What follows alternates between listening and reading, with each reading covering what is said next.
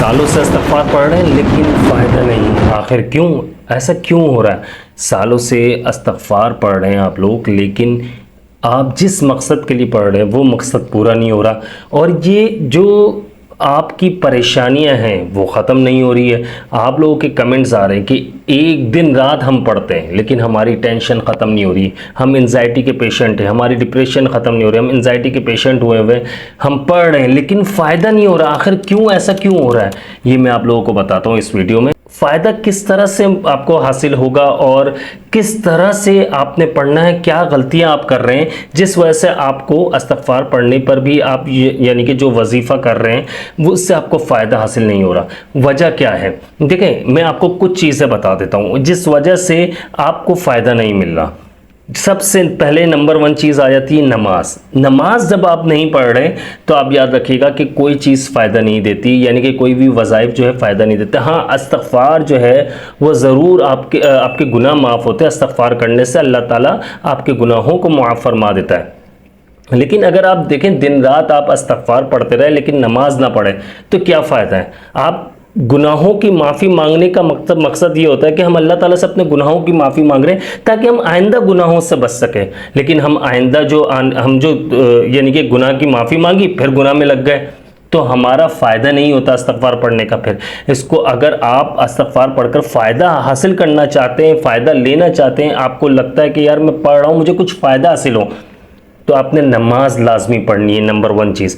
Number 2 पर एक और चीज़ मैं आपको बता देता हूँ कि वो आप जो इस्तिग़फ़ार पढ़ रहे हैं, आप इस्तिग़फ़ार तो नहीं कर रहे हैं, आप इस्तिग़फ़ार तो नहीं पढ़ रहे, इस्तग़फ़िरुल्लाह तो नहीं पढ़ रहे, अल्लाह माफ़ फरमाए, मतलब चेंज हो जाता है। देखिए, अस्तग़फ़िरुल्लाह है अस्तग़फ़िरुल्लाहल अज़ीम, अस्तग़फ़िरुल्लाह व अतूबु इलैहि, अस्तग़फ़िरुल्लाह रब्बी मिन कुल्लि ज़ंबि व अतूबु इलैहि, अस्तग़फ़िरुल्लाहल्लज़ी ला इलाहा इल्ला हुवल हय्युल क़य्यूम व अतूबु इलैहि।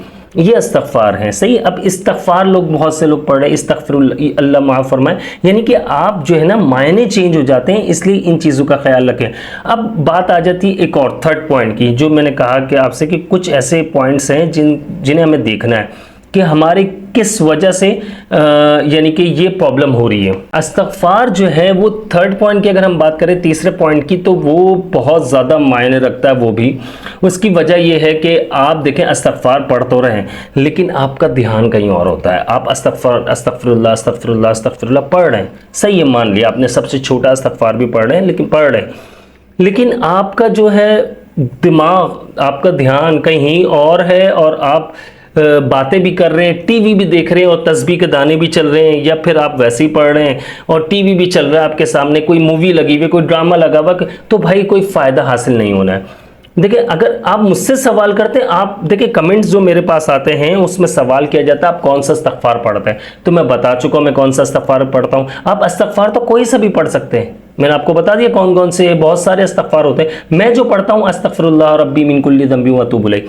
अब बात ये आ जाती है कि यार इस्तिग़फ़ार पढ़ रहे हैं हम, तो हम क्या कोई काम नहीं कर सकते? करें, बिल्कुल कर सकते हैं, लेकिन ऐसा कोई काम नहीं करना जिसमें गुनाह शामिल हो।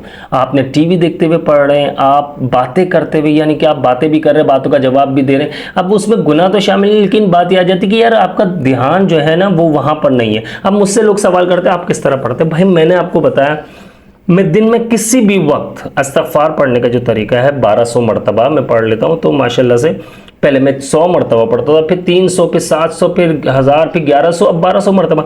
अब मेरा तरीका ये होता है कि मैं बैठकर सुकून से पढ़ता हूँ, मैं उस दौरान बात नहीं करता किसी से। आपको देखिए फ़ायदा उन्हीं सूरतों में हासिल होना है जब आपका अक़ीदा मजबूत होगा। सबसे मेन चीज़, आपने दिमाग लगाना है, आपने एक दिल से पढ़ना है। देखिए, दिल से जो आप पढ़ेंगे उसका फ़ायदा ही अलग मिलेगा आपको। और अब आ जाती है बात के कामिल यकीन की।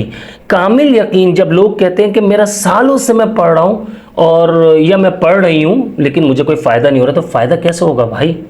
आपका अक़ीदा मजबूत नहीं, आपका यकीन नहीं है अल्लाह पर। आप अल्लाह पर कामिल यकीन के साथ पढ़ें, ये जहन में बिठा लीजिए, जो भी मैं काम करूँगा या करूँगी वो अल्लाह ताला के हुक्म से ही कंप्लीट होगा, यानी कि अल्लाह के हुक्म, अल्लाह की मर्ज़ी शामिल होगी तो वो काम मेरा हो जाएगा। अगर अल्लाह की मर्ज़ी शामिल नहीं होगी, यानी मेरे हक़ में बेहतर नहीं होगा, तो नहीं होगा। आपने अक़ीदा बना लेना एक मज़बूत, आपने यकीन, देखें अल्लाह पाक पर यकीन तो रखें कम से कम। आप मज़बूत, जितना मज़बूती आपके अंदर आएगी, जितना आप पक्के होते जाएंगे, आपका कामिल यकीन हो जाएगा आपको अल्लाह पर, तो आपको इसका फ़ायदा मिलेगा, लाजमी होगा।